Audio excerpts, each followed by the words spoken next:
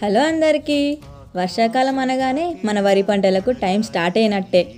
అయితే మా మామయ్య 4 రోజుల క్రితము వడ్లను తీసుకొచ్చి వాటిని నానబెట్టుకొని ఒక రోజంతా వాటిని ఒక చీరల పైన పోసి వాటిపైన గడ్డేసి రోజు 4 రోజుల నుంచి వాటర్ పోస్తూనే ఉన్నాడన్నమాట.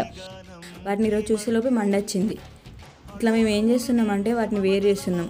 సడన్గా ఒకటేసారి విరిస్తే అవి విరిగిపోతాయి, దానికి అవి యూజ్ఫుల్ కావు మనకు. కాబట్టి మనం చిన్న చిన్నగా వాటిని తీసుకుంటూ వాటిని దులుపుకుంటూ బ్యాగ్లలో వేసుకోవాలి పొలం కాడికి తీసుకుపోయేందుకు. అందుకోసమే మా అత్తమ్మ మమ్మల్ని పిలిచిందన్నమాట. వాటిని మేము వేరు చేసుకుంటూ దులుపుకుంటూ బత్తలలో వేయడం కోసం డబ్బాలో వేస్తున్నాము. వీటిని మా మామయ్య బత్తలలో వేసుకొని పొలం కాడికి తీసుకుపోతాడు అన్నమాట. మా అత్తమ్మ మా మామయ్య బత్తలలో కడుతున్నారు.